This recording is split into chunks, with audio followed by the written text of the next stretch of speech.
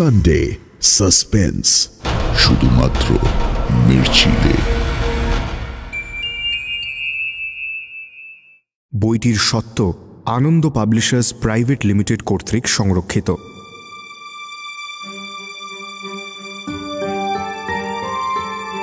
30শে March 2024 Sharadindu বন্দ্যোপাধ্যায়ের 125তম জন্মবার্ষিকী। সেই উপলক্ষে মির্চির বিশেষ নিবেদন শরদিন্দু 125।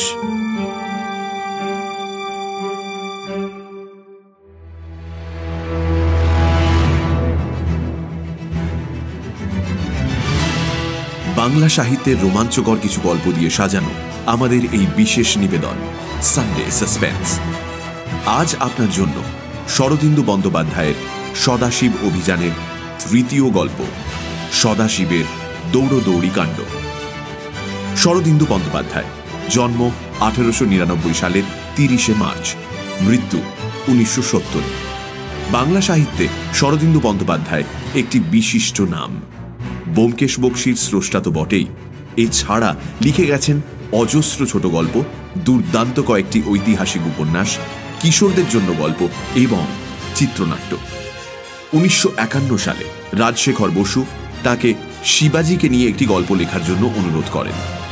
আর সেই অনুরোধেই শুরু হয় সদাশিব অভিযান। সদাশিবকে নায়ক করে মোট 5টি গল্প তিনি রচনা করেন, যার মধ্যে 3য় সদাশিবের দৌড়দৌড়ি কাণ্ড। এই গল্পটি আমরা নিয়েছি শরদিন্দু বন্দ্যোপাধ্যায় অমনিবাস 4র্থ খণ্ড থেকে। মামাবাড়ি থেকে তাড়িয়ে দেওয়া হয় অনাথ সদাশিবকে। সে এসে যোগ দেয় স্বয়ং শিবাজিরই দলে। বিজাপুরী সৈন্য তোরনা দুর্গ আক্রমণ করলে সদাশিব গোপনে আগুন ধরায় বিজাপুরী শিবিরে, আর হয়ে ওঠে শিবাজির দলের এক খাস সদস্য। প্রধান চরিত্রে সদাশিব, শিবাজি ও শাহাজি ভোসলে। গল্প পাঠে দীপ, সদাশিবের চরিত্রে সোমক, গল্পের সূত্রধার মীর। শুরু হচ্ছে সদাশিবের দৌড়দৌড়ি কাণ্ড।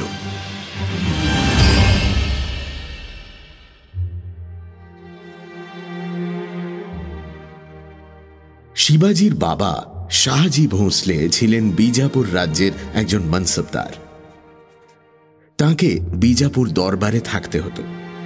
সুলতান যখন যেখানে হুকুম করতেন তখন দলবল নিয়ে সেখানে গিয়ে যুদ্ধ করতে হতো।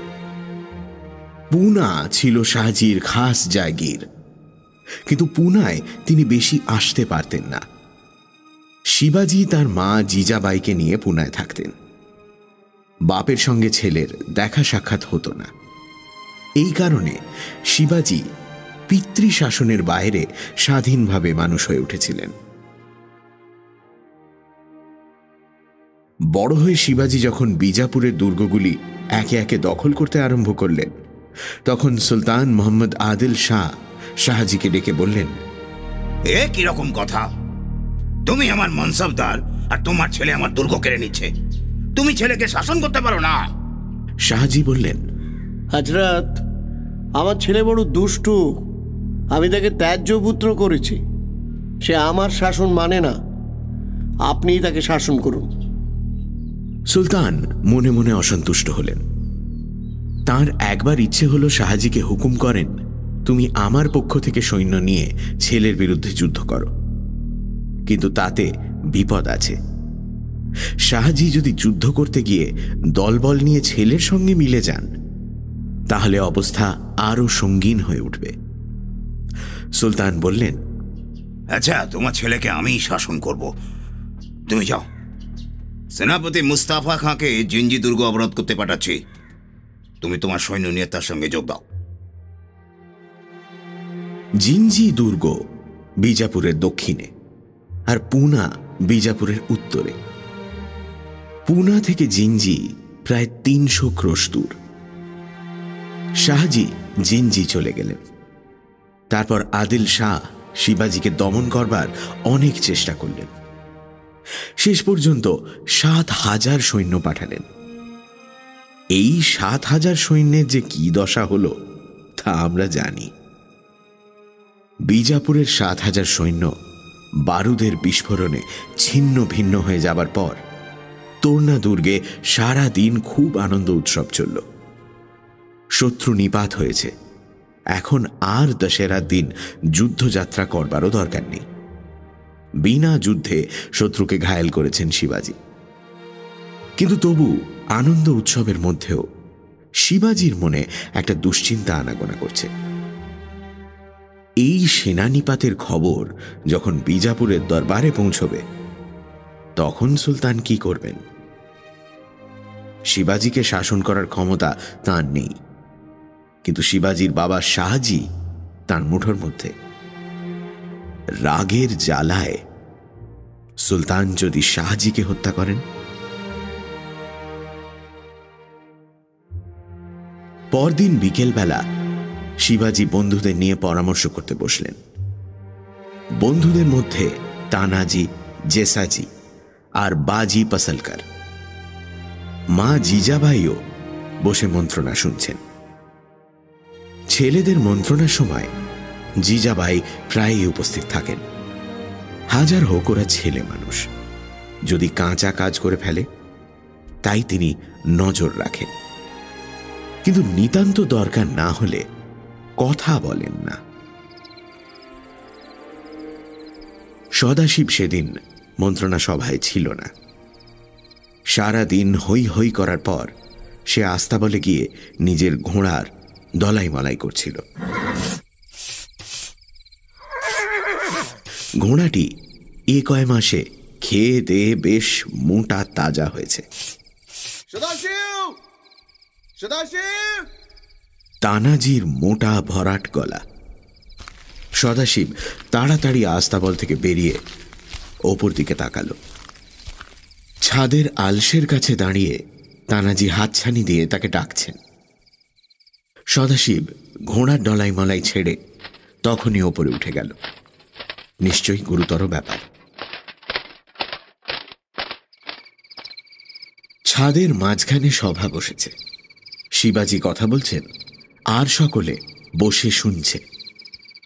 সদাশিব চুপি চুপি গিয়ে শিবাজির পেছনে বসল। শিবাজি বলছেন, বিজাপুরে খবর পৌঁছতে অন্তত 4-5 দিন লাগবে। একবার খবর পৌঁছলে চারিদিকে হই হই পড়ে যাবে। তখন সুলতান কি করবেন কিছুই বলা যায় না। তাই খবরটা সুলতানের কাছে পৌঁছানোর আগে বাবার কাছে পৌঁছানো দরকার।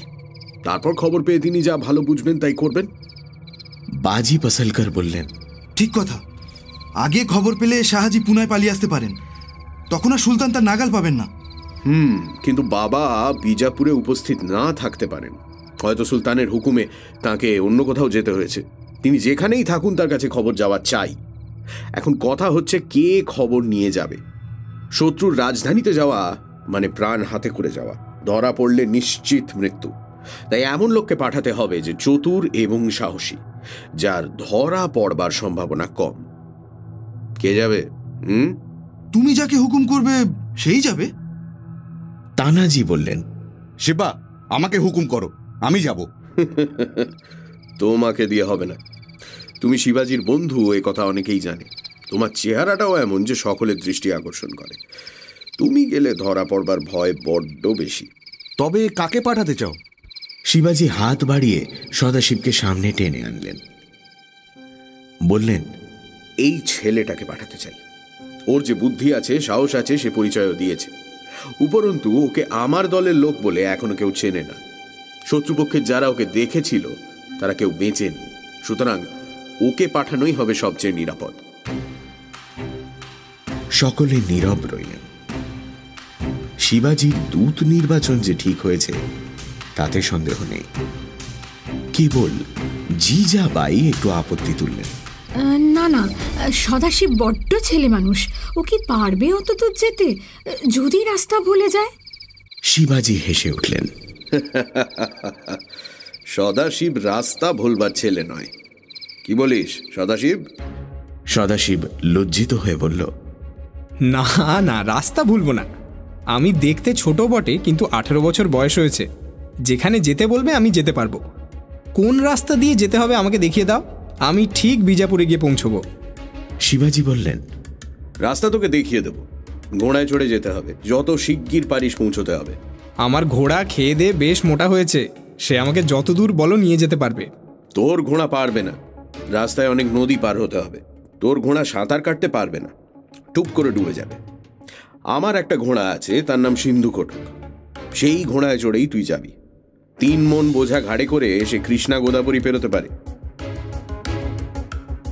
সদাশিব সিন্ধু ঘটককে চিনত। আস্থা বলে শিবাজির খাস ঘোড়া 10-12টা ছিল, তার মধ্যে সিন্ধু ঘটক একটা।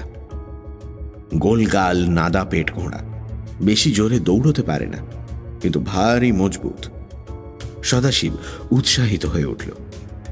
শিবাজির খাস ঘোড়ায় চড়ে সে যাবে, কত বড় সম্মান! সে লাফিয়ে উঠে বলল, তাহলে এখনই বেরিয়ে পড়ি না কেন? শিবাজি আকাশের দিকে তাকালেন। সূর্য অস্ত যাচ্ছে। তিনি বললেন, আজ আর হবে না, কাল ভোরবেলা তুই বেরোবি। তোকে বিজাপুরের রাস্তায় পৌঁছে দিয়ে আসবো। কিন্তু একটা কথা, বাবা তোকে চেনেন না, যদি তোর কথায় বিশ্বাস না করেন।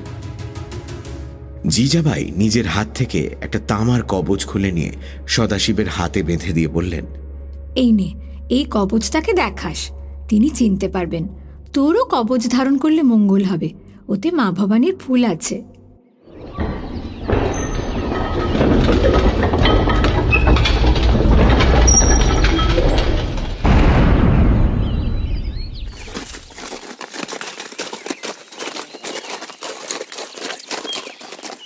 পরদিন তখনও সূর্য ওঠেনি, সবেমাত্র পূর্ব দিক ফর্সা হয়েছে।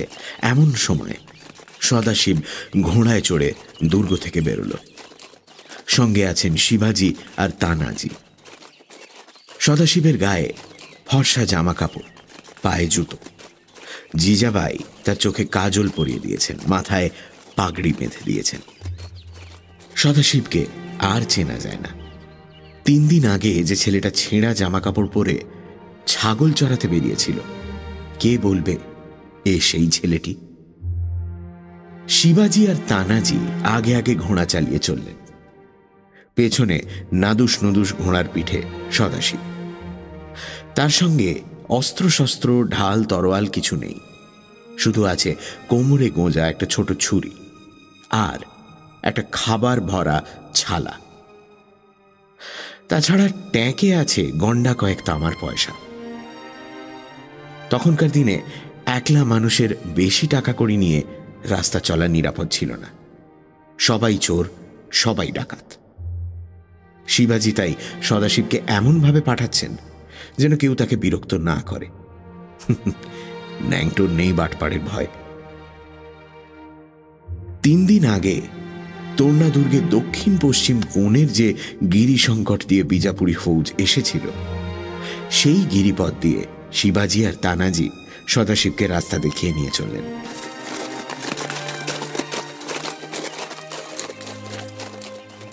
ক্রমে সকাল হল।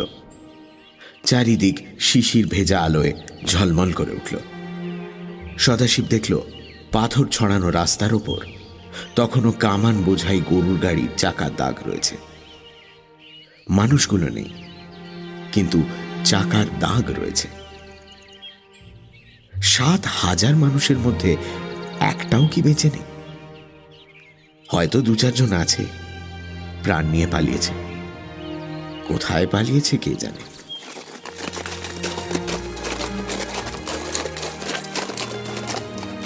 পাহাড়ের এলাকা পেরিয়ে অপেক্ষাকৃত সমতল জায়গায় পৌঁছতে বেলা প্রায় দুপুর হল। এখান থেকে দক্ষিণ দিকে সড়ক গিয়েছে। খুব ভালো রাস্তা নয়, তবু রাস্তা। ঘোড়ার পিঠে যাওয়ার অসুবিধে নেই। শিবাজি সামনের দিকে আঙুল দেখিয়ে বললেন, এই রাস্তা বিজাপুরে গিয়েছে। রাস্তার পাশে মাঝে মাঝে গ্রাম আছে, রাত্রিরে গ্রামে থাকবি। কিন্তু যেখানে বেশি মানুষের ভিড় সেখানে যাবি না। বিজাপুর শহরে পৌঁছতে 5-6 দিন লাগবে। সেখানে কাজ সেরেই ফিরে আসবি। রাস্তা চিনে ফিরে আসতে পারবি তো? সদাশিব বলল, নিশ্চয়ই পারবো। যা যা বলে দিয়েছি মনে আছে? আছে। আচ্ছা, তাহলে এবার বেরিয়ে পড়। জয় ভবানী। জয় ভবানী বলে সদাশিব ঘোড়া চালাল। শিবাজি আর তানাজি ঘোড়ার পিঠে বসে চেয়ে রইলেন।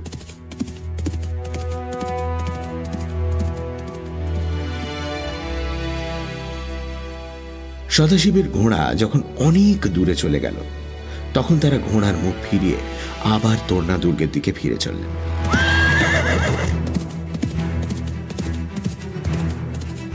সদাশিব চলেছে। এখন সে একলা, গুরুতর কাজের ভার তার মাথায়, কিন্তু তার মনে ভয় হল না, বরং সে এই ভেবে উদ্দীপনা অনুভব করতে লাগলো যে এখন থেকে যা কিছু করবার সে নিজের বুদ্ধিতে করবে। ঘোড়াটা দুলকি চালে চলছে, খুব জোরেও নয় খুব আস্তেও নয়। এই চালে চললে দিনে অন্তত 15-16 ক্রোশ যাওয়া চলবে। সিন্ধু ঘটকের পিঠটি বেশ চৌরস, মনে হয় যেন সিংহাসনে বসে আছি। তার মেজাজও বেশ ঠান্ডা। সদাশিব মনের আনন্দে চলল।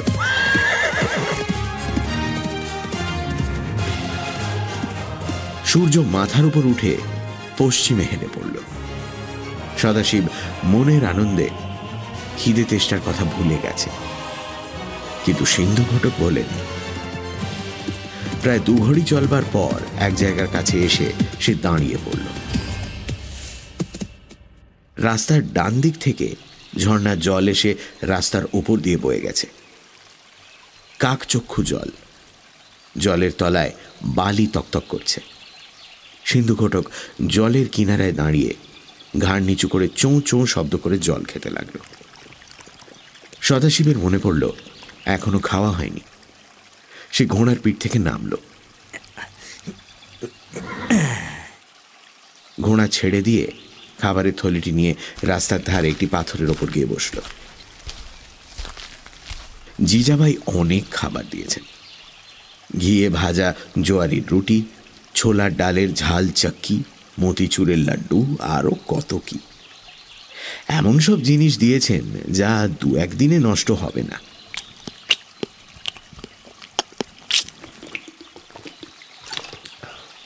খাওয়া শেষ করে সদাশিব দেখল থলির একটা কোণও খালি হয়নি। সে উঠে পড়ল, আঁজলা ভরে ঝর্ণার জল খেয়ে সিন্ধু ঘটককে ডাকল।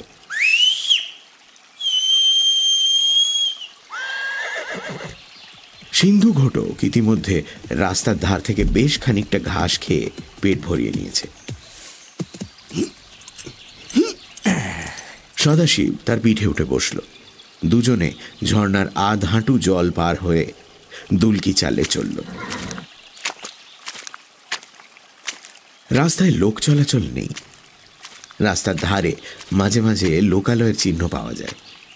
2-4টে মাটির ঘর যেন ভয় পেয়ে একত্র জড়ো হয়েছে, কিন্তু ঘরগুলি শূন্য, একটিতেও মানুষ নেই। কয়েকদিন আগে বিজাপুরি ফৌজ এই দিক দিয়ে গিয়েছিল, তাদেরই ভয়ে মানুষগুলো পালিয়েছে, এখনো ফিরে আসেনি।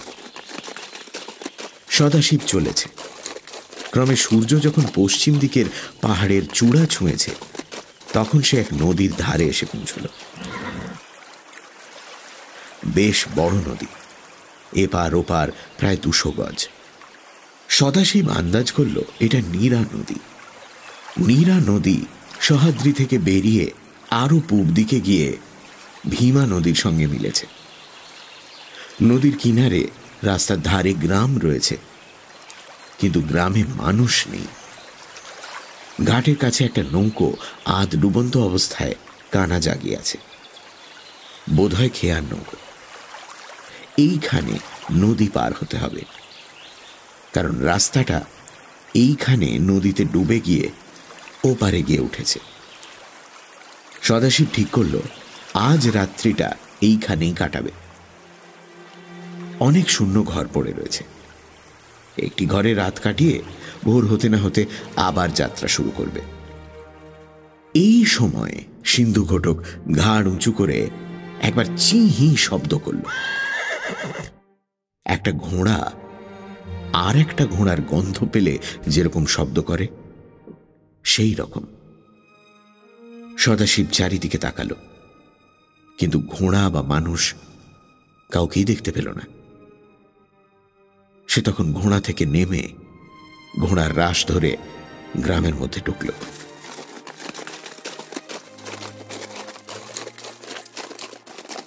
সব শুদ্ধ 20-25টা মেটে ঘর, একটা গরু বাছুরের গোয়াল, আর কিচ্ছু নেই। সব ঘরের দরজা খোলা। সদাশিব কয়েকটা ঘরে উঁকি মেরে দেখল ভেতরে কিচ্ছু নেই। গ্রামবাসীরা সব কিছু নিয়ে পালিয়েছে। গোয়ালে উঁকি মেরে সদাশিব আশ্চর্য হয়ে গেল। একটা ঘোড়া বাঁধা রয়েছে, মেহেন্দি রঙের বড় ঘোড়া, পাহাড়ি ঘোড়া নয়। এ ঘোড়া এখানে কোত্থেকে এলো? ঘোড়াটা সদাশিবকে দেখে কান খাড়া করে নাকের মধ্যে শব্দ করল। সিন্ধু ঘটক তার উত্তর দিল।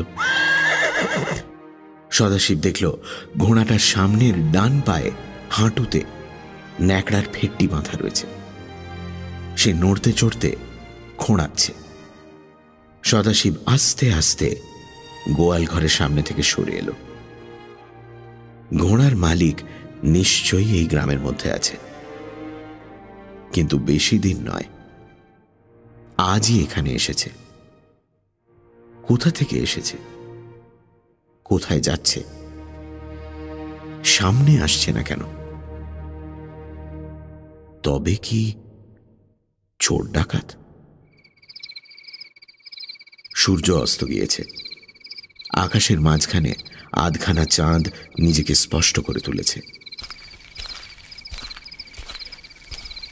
সদাশিব গ্রামের সামনে দিকে ফিরে এলো। একটা বড় কুঁড়ে ঘর, বোধহয় গাঁয়ের পাটিলের ঘর। তার দরজায় হুড়কো আছে, ভেতর থেকে বন্ধ করা যায়। সদাশিব ঠিক করল ওই ঘরেই রাত কাটাবে। ঘরের সামনে খানিকটা খোলা মাঠ, তাতে বেশ বড় বড় ঘাস গজিয়েছে। সিন্ধু ঘটক ওই মাঠে চলবে। সদাশিব সিন্ধু ঘটকের মুখ থেকে লাগাম খুলে নিল, পিঠ থেকে কম্বল খুলে ঘরের মধ্যে রাখল। এই কম্বলটা হবে তার বিছানা। তারপর সে ঘরের দোরে বসে থলি নিয়ে রাত্রির খাওয়া খেতে বসল। কিন্তু তার মনে অস্বস্তি লেগেই আছে। গোয়ালে বাঁধা খোঁড়া ঘোড়ার মালিক কে? এখানে লুকিয়ে আছে কেন? ঘোড়া বেঁধে রেখে যদি চলে গিয়ে থাকে? না, তা সম্ভব নয়।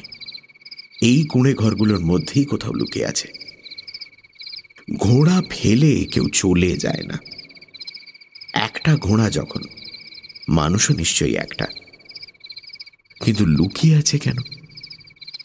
সদাশিবকে দেখে ভয় পেয়েছে, তাই লুকিয়ে আছে? ইতিমধ্যে জ্যোৎস্না ফুটেছে। নীলাভ কুয়াশার মতো ঝাপসা আলোয় চারিদিক আচ্ছন্ন। সদাশিব খাওয়া সেরে নদীর ধারে গিয়ে জল খেয়ে এলো। কোথাও জনমানুষের সাড়া শব্দ নেই। সিন্ধু ঘটক নিশ্চিন্ত মনে ঘাস খাচ্ছে। সদাশিব দোরের হুড়কো লাগিয়ে শুয়ে পড়ল। একটা মানুষ যদি থাকেই, তাতে ভয় কি? সদাশিবের কাছে ছুরি আছে। সে ছুরিটা কোমর থেকে বার করে মাথার পাশে নিয়ে শুল। কাল ভোরেই উঠে নদী পার হতে হবে।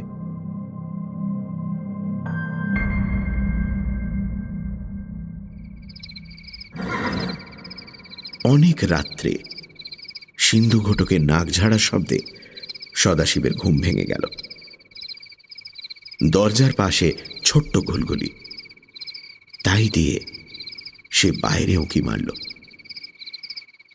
তখনও চাঁদ অস্ত যায়নি, কিন্তু অস্ত যেতে বেশি দেরিও নেই। সিন্ধু ঘটক ঘাস খেয়ে পেট ভরিয়ে মাঠের মাঝখানে বসে আছে। একটা লোক খোঁড়া ঘোড়াটার লাগাম ধরে তার কাছে এসে দাঁড়িয়েছে। চাঁদের আলোয় সদাশিব লোকটার মুখ দেখতে পেল। মুখে দাড়ি। লোকটা আঙুলে তুড়ি দিয়ে মুখে চুকচুক শব্দ করল, কিন্তু সিন্ধু ঘটক উঠল না, আবার নাক ঝাড়া দিল। লোকটা সন্তর্পণে চারিদিকে তাকিয়ে সিন্ধু ঘটকের কোমরে আস্তে একটা লাথি মারল, যাতে সে উঠে দাঁড়ায়। সিন্ধু ঘটক কিন্তু উঠল না। মুহূর্ত মধ্যে সদাশিব সমস্ত ব্যাপারটা বুঝে গেল। লোকটা কে, কেন এখানে লুকিয়ে আছে, তার ঘোড়া কেন খোঁড়া, কিছুই বুঝতে বাকি রইল না। সে ঘুলঘুলি দিয়ে গলা বাড়িয়ে মুখে বিকট শব্দ করল।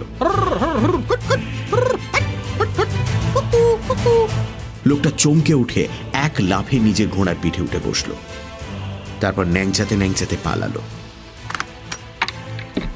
সদাশিব তখন হুড়কো খুলে বাইরে এলো, দেখল ঘোড়সওয়ার নদীর দিকে যাচ্ছে। তারপর ছপাত ছপাত শব্দ হলো। ঘোড়া নদী পার হচ্ছে। সদাশিব ঘরে ফিরে এসে আবার দরজায় হুড়কো লাগালো। লোকটা মুসলমান। বিজাপুরের যে ফৌজ তোরনা আক্রমণ করতে এসেছিল, লোকটা সেই দলে ছিল, ঘোড়াটাও ছিল। কোনো রকমে ওদের দুজনেরই প্রাণ বেঁচে যায়। কেবল ঘোড়াটার হাঁটু জখম হয়। তখন ঘোড়ায় চড়ে লোকটা বিজাপুরে খবর দিতে যাচ্ছে। পাছে শিবাজির এলাকায় ধরা পড়ে, তাই লুকিয়ে লুকিয়ে যাচ্ছে। সদাশিব ঠিক করল যেমন করেই হোক ওই লোকটার আগে তাকে বিজাপুর পৌঁছতে হবে, কিন্তু আজ রাত্রেই তাকে তাড়া করবার দরকার নেই। ঘোড়ায় চড়ে সে কতদূর যাবে? সদাশিব আবার কম্বলের ওপর শুয়ে পড়ল। শুয়ে শুয়ে সে ভাবতে লাগল, লোকটা বোধহয় সিন্ধু ঘটককে চুরি করবার মতলব করেছিল। ভাগ্যিস ঠিক সময় তার ঘুম ভেঙে গিয়েছিল, নইলে সকালবেলা উঠে দেখত সিন্ধু ঘটক অদৃশ্য, আর তার বদলে ঘোড়াটা দাঁড়িয়ে আছে।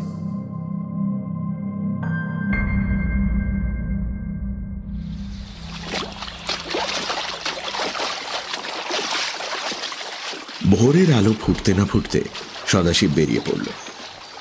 নদীর জল সূর্যোদয়ের আগে বেশি ঠান্ডা মনে হয় না, তাই নদী পার হতে তার বেশি কষ্ট হল না।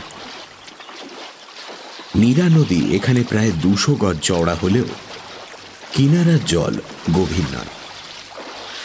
মাঝখানে আন্দাজ 50 গজ অথই জল। সিন্ধু ঘটক সদাশিবকে পিঠে নিয়ে স্বচ্ছন্দে সাঁতার কেটে নদী পার হয়ে গেল। সদাশিব কেবল পা দুটো তুলে তার পিঠের উপর বসে রইল। নদী থেকে উঠে সিন্ধু ঘটক একবার গা ঝাড়া দিল। সদাশিব আর একটু হলেই তার পিঠ থেকে ছিটকে পড়ে যাচ্ছিল, কোনো রকমে সামলে নিল। তারপর সিন্ধু ঘটক আবার দুলকি চালে চলতে আরম্ভ করল।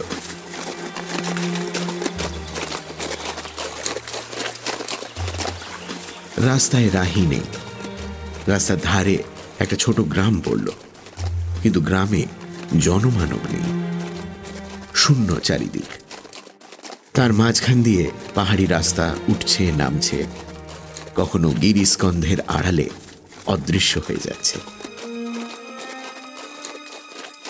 ঘোড়ার সওয়ারকে কিন্তু দেখা গেল না। সে বোধহয় সারা রাত ঘোড়া চালিয়ে অনেক দূরে এগিয়ে গেছে। বেলা বাড়তে লাগল। ক্রমে দুপুর হল। একটি গ্রাম। সদাশিব দূর থেকে দেখল এখানে 2-4 জন লোক ফিরে এসেছে। গ্রামের সামনে দিয়ে যাওয়ার সময় সদাশিব ঘোড়া দাঁড় করালো, হাত তুলে হাঁক দিল, এই যে শুনছেন, আপনাকে বলছি। কিন্তু গ্রামবাসীরা কেউ কাছে এলো না। লাঠি হাতে সন্দিগ্ধভাবে দূরে দাঁড়িয়ে রইল। সদাশিব আবার হাঁক দিল, শুনছেন? হ্যাঁ, আপনি। তখন একজন বুড়ো লোক এগিয়ে এসে বলল, তুমি কে, কি চাও? আমি রাহি, জরুরি কাজে বিজাপুরে যাচ্ছি। তোমরা আমাকে থেকে ভয় পাচ্ছ কেন? বিজাপুরের সিপাহীরা আমাদের গ্রাম লুটে নিয়েছে, তুমি কি বিজাপুর দলের লোক? না না, আমি পুনার লোক। দেখছো না আমি মারাঠি। তবে বিজাপুরে যাচ্ছ কেন? এ প্রশ্নের জবাব সদাশিবের তৈরি ছিল। সে বলল, আসলে আমার মামাকে খুঁজতে যাচ্ছি। আচ্ছা বলতে পারো, এই রাস্তা দিয়ে খোঁড়া ঘোড়ায় চড়ে কেউ গিয়েছে? হ্যাঁ, খুব ভোরবেলায় গিয়েছে, তখনও সূর্য ওঠেনি। সেই বুঝি তোমার মামা? মামাই বটে, একেবারে সাক্ষাৎ কংস মামা। সদাশিব আর দাঁড়ালো না, ঘোড়া চালিয়ে দিল।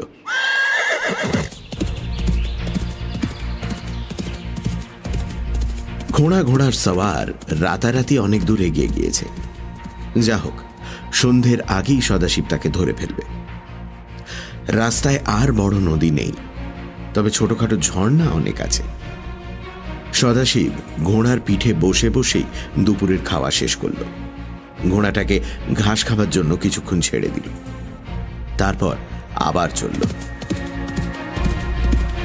কিন্তু ঘোড়ার দেখা নেই। সন্ধে হয়, সূর্য ডুবুডুবু। কোথায় গেল ঘোড়াটা? তবে কি রাস্তা ছেড়ে পাহাড়ের পথ ধরেছে?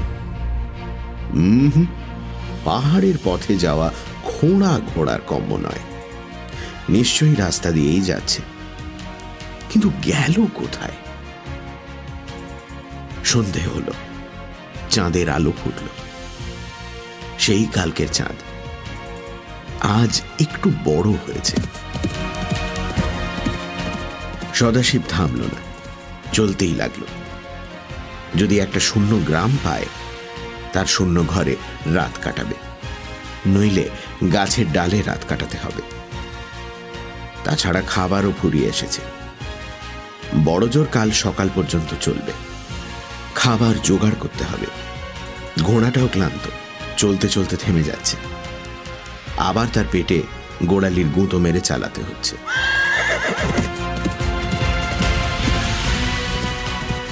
এইরকম এক জায়গায় সিন্ধুঘটক থেমেছে। হঠাৎ সদাশিবের কানে এলো ঠুং ঠুং ঘন্টির আওয়াজ। এই আওয়াজ সদাশিবের চেনা। গাঁয়ের মন্দিরে সন্ধ্যারতির ঘন্টি বাজছে। সদাশিব পাশের দিকে তাকালো, কিন্তু গ্রাম দেখতে পেল না। খানিকটা চড়াই উঠেছে, তার গায়ে মানুষের পায়ে হাঁটা পথের মতো অস্পষ্ট চিহ্ন। হয়তো চড়াইয়ের ওপারে গ্রাম আছে, রাস্তা থেকে দেখা যাচ্ছে না। সদাশিব ঘোড়া থেকে নেমে তার রাশ ধরে সেই দিক পানে চলল। এবড়ো খেবড়ো চড়াই। 50-60 গজ গিয়ে সদাশিব তার মাথায় উঠল। সামনেই চড়াইয়ের কোলে একটা ছোট গ্রাম, 30-40টি খড় ছাওয়া কুটির, কিন্তু একটি কুটিরেও বাতি জ্বলছে না। চাঁদের আলোয় শূন্য গ্রামটি নিঝুম হয়ে আছে। সদাশিব অবাক হল, গ্রামে কেউ নেই, তবে ঘন্টি বাজাচ্ছিল কে? ঠিক এই সময় সদাশিব আবার শুনতে পেল সেই ঘন্টির শব্দ। গ্রামের ভেতর থেকেই শব্দ আসছে। সিন্ধুঘটককে সেইখানে ছেড়ে দিয়ে সদাশিব নেমে গেল। গ্রামের কুঁড়ে ঘরগুলি অবিন্যস্তভাবে এখানে ওখানে দাঁড়িয়ে আছে। তাদের ফাঁকে ফাঁকে যাতায়াতের পথ। এদিক ওদিক ঘুরতে ঘুরতে সে হঠাৎ দেখতে পেল একটি ছোট্ট মন্দিরের মধ্যে প্রদীপ জ্বলছে। পাথরের মন্দির, বোধহয় গ্রামের মধ্যে এই একটি মাত্র পাকা বাড়ি, কিন্তু লোকজন কাউকে দেখা যাচ্ছে না। সদাশিব পা টিপে টিপে সেই দিকে চলল। মন্দিরের খোলা দরজার সামনে গিয়ে দেখল ভেতরে বিঠোবার মূর্তি রয়েছে, আর একটি মেয়ে মন্দিরের মধ্যে বসে পুজো করছে। মেয়েটি দরজার দিকে পেছন ফিরে পুজো করছিল, তাই সদাশিবকে দেখতে পেল না। সদাশিব দেখল মেয়েটি একলা, তার সঙ্গে অন্য কেউ নেই। সদাশিব সন্তর্পণে যেই আর এক পা বাড়িয়েছে, অমনি পায়ের তলায় পাথরকুচি পড়ে একটা শব্দ হলো। মেয়েটা ঘাড় ফিরিয়ে দেখল, তারপর অস্ফুট চিৎকার করে ধর্মড়িয়ে উঠে মন্দিরের দৌড় ভেতর থেকে বন্ধ করে দিল। কিছুক্ষণ দুপক্ষই চুপচাপ। তারপর সদাশিব গলা ঝাড়া দিয়ে বলল,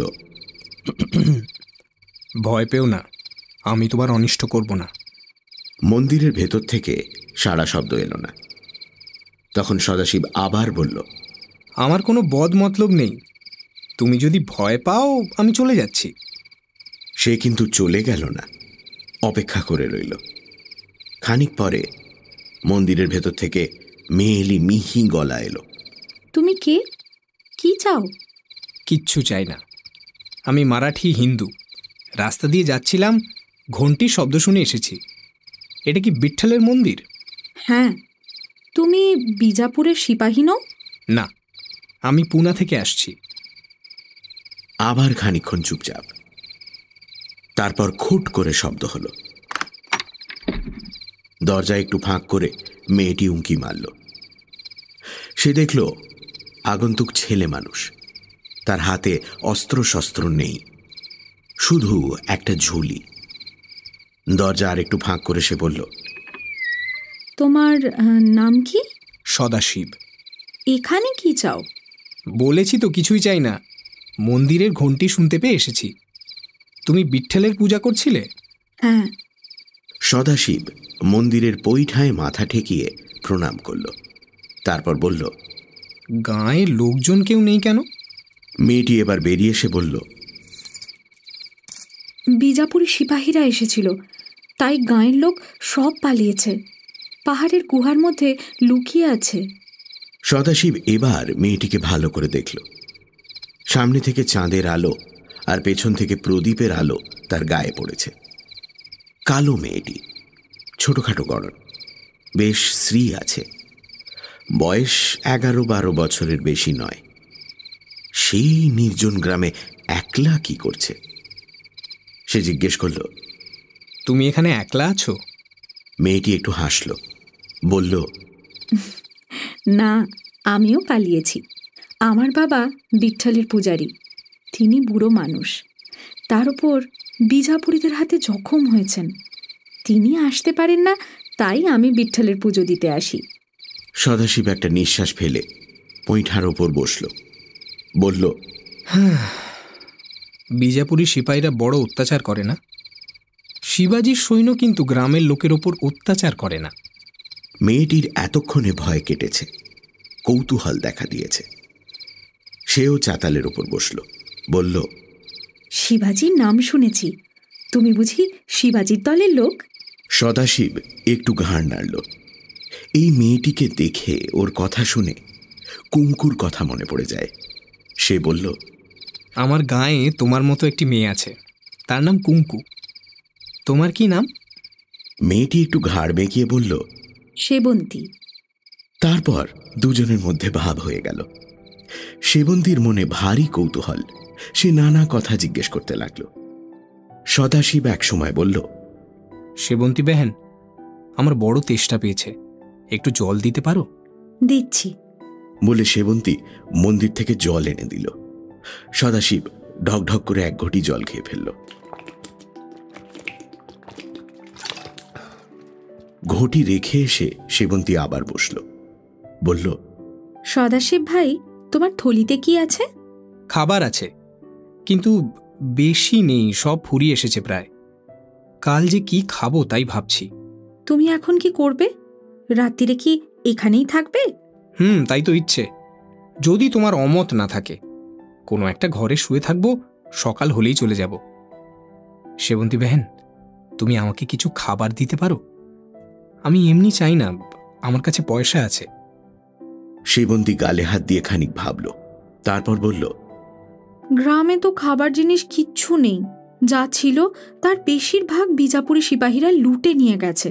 বাকি খাবার গ্রামের লোকেরা গুহায় নিয়ে গেছে। না, তাহলে থাক, আমি চালিয়ে নেব। তুমি এবার ফিরে যাও, দেরি হলে আবার তোমার বাবা ভাববেন। তুমি তাহলে রাত্রিরে এখানেই থাকবে? হ্যাঁ, সেবন্তী মন্দিরের সামনে একটা কুঁড়ে ঘর দেখিয়ে বলল, তুমি ওই ঘরে শুয়ো, ওটা আমাদের ঘর। আচ্ছা। সেবন্তী উঠল, মন্দিরের দরজা বাইরে থেকে ভেজিয়ে দিয়ে একটু হেসে বলল, আমি তবে যাই। এসো বেহেন। সেবন্তী চলে গেল। চাঁদের আলোয় যেন মিলিয়ে গেল। সদাশিব আরো কিছুক্ষণ বসে রইল, তারপর উঠে পড়ল। তাড়াতাড়ি খাওয়া দাওয়া সেরে শুয়ে পড়া দরকার। ভোরেই আবার বেরিয়ে পড়তে হবে। এখনো 2 দিনের রাস্তা বাকি। সেবন্তীর ঘরে দোর বন্ধ করে সদাশিব ঘুমিয়ে পড়েছিল। তখনও চাঁদ অস্ত যায়নি। দরজায় খুটখুট শব্দ শুনে সে জেগে উঠল। কিছুক্ষণ চুপ করে শোনবার পর সে সতর্কভাবে বলল, কে? বাইরে থেকে মিহি গলায় উত্তর এলো, আমি সেবন্তী, দৌড় খোলো। সদাশিব দৌড় খুলে দেখল সেবন্তী হাসি মুখে দাঁড়িয়ে আছে, তার হাতে একটা পুঁটলি। সে আশ্চর্য হয়ে বলল, তুমি আবার এলে যে? সেবন্তী পুঁটলি দেখিয়ে বলল, তোমার জন্য খাবার এনেছি, কই তোমার থলি বার করো। সদাশিব আরো আশ্চর্য হয়ে থলি বার করে দিল, বলল, খাবার? খাবার কোথায় পেলে? সেবন্তী পুঁটলি থেকে খাবার সদাশিবের থলিতে ভরে দিতে দিতে বলল, সে খবরে তোমার দরকার কি? এতে তোমার 2 দিন চলে যাবে। তোমাকে যতই দেখছি কুঙ্কুর কথা মনে পড়ছে। কত পয়সা দেবো সেবন্তী বেহেন? পয়সা চাই না, তুমি আবার এই রাস্তা দিয়ে ফিরবে তো? হ্যাঁ। আমার জন্য নগর থেকে কিছু মিছু কিনে এনো। আমি রোজ সকাল সন্ধে এইখানে বসে তোমার পথ চেয়ে থাকবো। আচ্ছা, যদি ফিরি নিশ্চয়ই নিয়ে আসবো। তুমি আর একটু ঘুমিয়ে নাও, সকাল হতে এখনো অনেক দেরি। আচ্ছা আচ্ছা। সেবন্তী কিছু দূর চলে যাওয়ার পর সদাশিব ডাকল, সেবন্তী বেহেন। সেবন্তী ফিরে এসে কাছে দাঁড়ালো। কি? সদাশিব বলল, গ্রামবাসীদের বলো তারা এখন গ্রামে ফিরে আসতে পারে, আর কোনো ভয় নেই। কিন্তু বিজাপুরি সিপাহীর দল যে এই পথ দিয়ে ফিরে আসবে? না, তারা আর ফিরে আসবে না। পরদিন কাক কোকিল ডাকার সঙ্গে সঙ্গে সদাশিব যাত্রা শুরু করল। সারা দিন পথ চলল। দুপুরবেলা সেবন্তীর দেওয়া খাবার খেল। কয়েক মুঠো শুকনো ছোলা, কয়েকটা জোয়ারের রুটি আর 1 ডেলা আখের গুড়। যাদের সর্বস্ব সেপাইরা লুটে নিয়ে গেছে তারা এর বেশি আর কি দিতে পারে। সেবন্তী বেহেন যেন কুঙ্কুর যমজ বোন, নিশ্চয়ই নিজের খাবার তাকে দিয়েছে। সব মেয়ে কি একরকম হয়? সারাদিন চলেও সে ঘোড়ার দেখা পেল না। কোথায় গেল ঘোড়া আর তার সওয়ার? তবে কি তারা পিছিয়ে গেছে? হয়তো ঘোড়া আর চলতে পারেনি, তাই সওয়ার পিছিয়ে পড়েছে। কিন্তু যদি কোনো উপায় এগিয়ে গিয়ে থাকে, সদাশিব শাহজিকে খবর দেবার আগেই যদি বিজাপুর দরবারে খবর পৌঁছে যায়, তাহলে সর্বনাশ। সদাশিবের এতদূর আশাই মিথ্যে হয়ে যাবে। শাহজিকে সুলতান হয়তো কতল করবেন। সদাশিব যথাসাধ্য জোরে ঘোড়া চালালো, কিন্তু ঘোড়ার নাগাল পেল না। সন্ধেবেলায় সে এমন এক জায়গায় এসে পৌঁছল যেখানে কোনো লোকালয় নেই। কি করা যায়? সে রাস্তা থেকে খানিকটা দূরে গিয়ে সিন্ধু ঘটককে একটা গাছের তলায় ছেড়ে দিল আর নিজে গাছে উঠে বসল। গাছটি বেশ বড় আর ঝাঁকড়া। সদাশিবের গাছে ঘুমানোর অভ্যেস আছে। সে একটা মোটা ডালের দুদিকে পা ঝুলিয়ে বসল, গুঁড়িটাকে 2 হাত দিয়ে জড়িয়ে তার গায়ে গাল রেখে ঘুমিয়ে পড়ল। গাছের নিচে আশেপাশে ঘাস গজিয়েছে। সিন্ধু ঘটক চাঁদের আলোয় তাই খেতে লাগল। তারপর পেট ভরলে গাছের তলায় বসে সেও ঘুমোতে লাগল। পরদিন সদাশিব আবার চলল। আজ কিন্তু রাস্তার চেহারা অন্যরকম। মাঝে মাঝে রাস্তায় 2-4টে লোক দেখা যাচ্ছে। রাস্তার ধারে গ্রামের সংখ্যাও বেশি, কিন্তু বেশিরভাগ গ্রামেই মুসলমানের বাস। সদাশিব বুঝল বিজাপুর নগর আর বেশি দূর নয়। দুপুরবেলা সদাশিব সিন্ধু ঘটককে রাস্তার ধারে ঘাসের ওপর ছেড়ে দিয়ে নিজেও খেতে বসল। বসে বসে খাচ্ছে আর ভাবছে, এমন সময় দেখল পেছন দিক থেকে একপাল ভেড়া নিয়ে একটা লোক আসছে। বোধহয় কাছের কোনো গ্রাম থেকে আসছে, কারণ সদাশিব আগে তাদের রাস্তায় দেখতে পায়নি। লোকটা ভারী জোয়ান একজন মুসলমান, বাঁশি বাজাতে বাজাতে চলেছে। ভেড়াগুলো তার আগে আগে যাচ্ছে। সদাশিবের সামনাসামনি এসে লোকটা বাঁশি থামালো, একগাল হেসে বলল, কি সাঙ্গাত, এখানে বসে কি হচ্ছে? সদাশিব দেখলো লোকটা বেশ ফুর্তিবাজ। সেও হেসে বলল, খাচ্ছি, খেয়েই আবার রওনা দিতে হবে। বিজাপুর আর কত দূর বলতে পারো? তুমি বিজাপুর যাচ্ছ? হ্যাঁ। লোকটা সিন্ধু ঘটকের দিকে তাকালো, তারপর বলল, তোমার ঘোড়া আছে দেখছি, তবুও আজ বিজাপুর পৌঁছতে পারবে না। আজ রাত্রিটা পথেই কাটাতে হবে। কাল বেলা 2 ঘড়ি আন্দাজ শহরে পৌঁছবে। তুমি কোথায় যাচ্ছ? আমিও বিজাপুর যাচ্ছি। আমি পৌঁছবো পরশু। এত ভেড়া নিয়ে যাচ্ছ কেন? ভেড়া কাটবো, বিক্রি করব। আমি কসাই। লোকটা বাঁশি বাজাতে বাজাতে চলে গেল।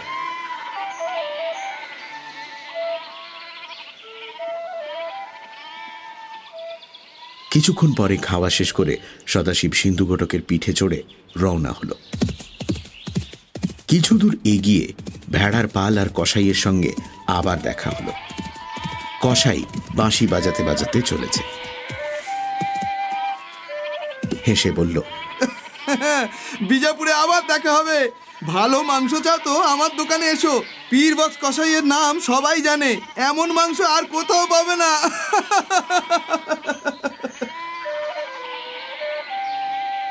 হো হো করে হেসে সে আবার বাঁশি বাজাতে লাগলো। সদাশিব এগিয়ে চলল। ভাবল, ভারী মজাদার কসাই তো। অবশ্য পীরবক্স কসাইয়ের সঙ্গে আর তার দেখা হয়নি। সেদিন সন্ধেবেলা সদাশিব এক নদীর ধারে পৌঁছল। নদী খুব চওড়াও নয়, গভীরও নয়, তবে নৌকো চলে। ওপারে একটা খড় বোঝাই নৌকো বাঁধা রয়েছে। নদীর ধারে এক গাদা খড় ডাঁই করা রয়েছে। সদাশিব নদী পার হল। নদীর জল সিন্ধু ঘটকের পেট পর্যন্ত পৌঁছল। ওপারে গিয়ে সদাশিব দেখল নৌকোর মাঝি মাল্লা কেউ নেই। হয়তো কাছেই গ্রাম আছে। সদাশিব একটু ভাবল, গ্রাম কোথায় খুঁজতে যাওয়া ঠিক হবে না। তার চেয়ে নদীর ধারে এই খড়ের গাদার মধ্যে রাত কাটালে মন্দ হয় না। সকাল না হলে মাঝি মাল্লারা আসবে না, তার আগেই সে বেরিয়ে পড়বে। সিন্ধু ঘটককে নদীর ধারে ছেড়ে দিয়ে সদাশিব রাত্রির খাবার খেয়ে নিল। তারপর খড়ের গাদার মধ্যে ঢুকে শুয়ে রইল। খড়ের মধ্যে বেশ গরম। সদাশিবের শরীরও কদিন অনবরত ঘোড়া চালিয়ে ক্লান্ত হয়েছিল। সে অঘোরে ঘুমিয়ে পড়ল। একেবারে ঘুম ভাঙল যখন পূবের আকাশে উষার আলো ঝিলমিল করছে। সদাশিব খড়ের গাদা থেকে বেরিয়ে এসে দেখল নদীর জলের ওপর সাদা মলমলের মতো কুয়াশা জমেছে। ঘোড়াটা খানিক দূরে নদীর ধারে দাঁড়িয়ে আছে। সদাশিব তাড়াতাড়ি সেই দিকেই চলল। বড্ড দেরি হয়ে গেছে, কিন্তু ঘোড়ার কাছে গিয়ে সে থমকে দাঁড়িয়ে পড়ল। এ কি? এ তো সিন্ধু ঘটক নয়। এই যে সেই ঘোড়াটা, ওই যে হাঁটুতে ফেটটি বাঁধা রয়েছে। সদাশিব মাথায় হাত দিয়ে বসল। ব্যাপার বুঝতে তার দেরি হল না। ঘোড়ার সওয়ার কখনো এক সময় পিছিয়ে গিয়েছিল, তারপর সারা রাস্তা তার পেছন পেছন আসছিল। আজ রাত্রিরে কোনো সময় সে নদী পার হয়ে সিন্ধু ঘটককে চাঁদের আলোয় দেখতে পেয়েছে। তারপর নিজের ঘোড়াটা এখানে রেখে সিন্ধু ঘটকের পিঠে চড়ে পালিয়েছে। এখন উপায়? সদাশিবের কান্না এলো। এই ঘোড়াটার পিঠে চড়ে বিজাপুর যেতে হবে, হয়তো পৌঁছতে সন্ধে হয়ে যাবে। ইতিমধ্যে সুলতানের কানে খবর উঠবে, কিন্তু উপায় কি? সদাশিব ঘোড়ার পিঠে কম্বল বাঁধল, মুখে লাগাম লাগালো, তারপর ন্যাংচাতে বিজাপুরের দিকে চলল। ঢেউ খেলানো রাস্তা। বেলা 2 ঘড়ির সময় একটা চড়াইয়ের মাথায় উঠে সদাশিব দেখল দূরে আকাশের গায়ে বিজাপুর শহরের দুর্গ যেন আঁকা রয়েছে।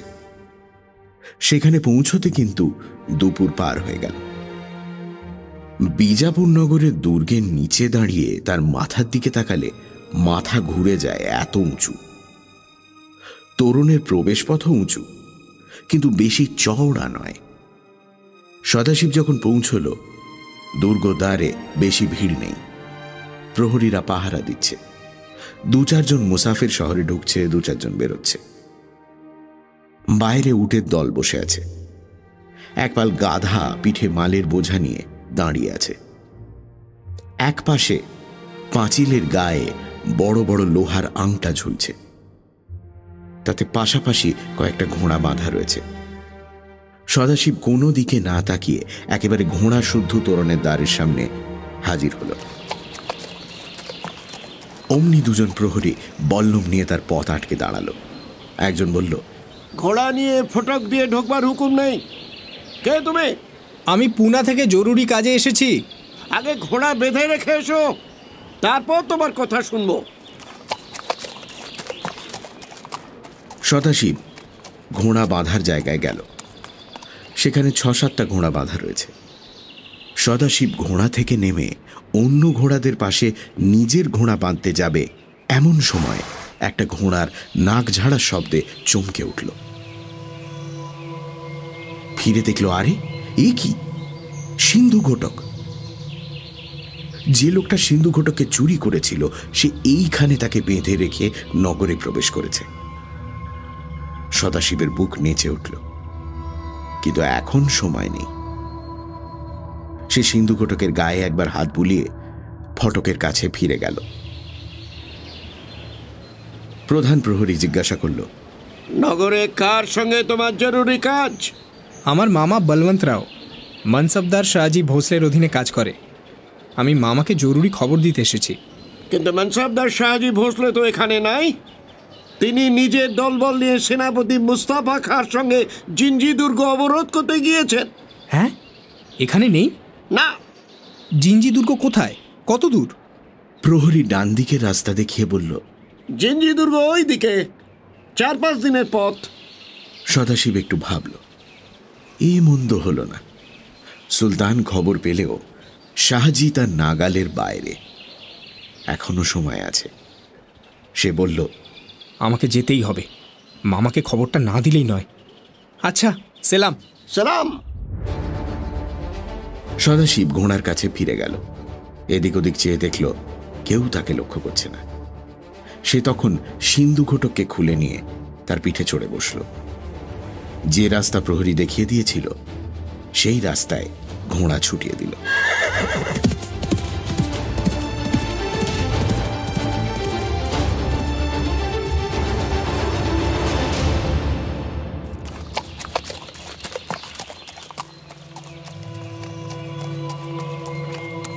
সদাশিব চলেছে তো চলেছেই।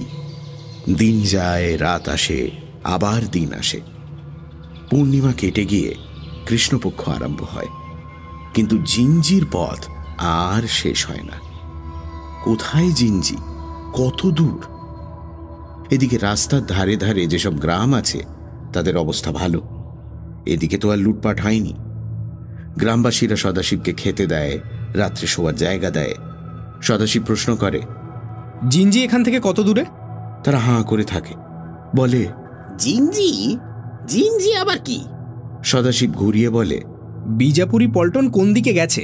তারা আঙুল দেখিয়ে বলে, ও ও ওই দিকে। সদাশিব সেই দিকে ঘোড়া চালায়। রাস্তা আগের মতোই আঁকা বাঁকা, উঁচু নিচু, মাঝে মাঝে নদী আছে। রাস্তায় যারা যাতায়াত করে তারা কেউ দূরের যাত্রী নয়, বেশিরভাগই এই গ্রাম থেকে ও গ্রামে যায়। কদাচিৎ দু একদল সওদাগরের উট গলা উঁচু করে চলে যায়।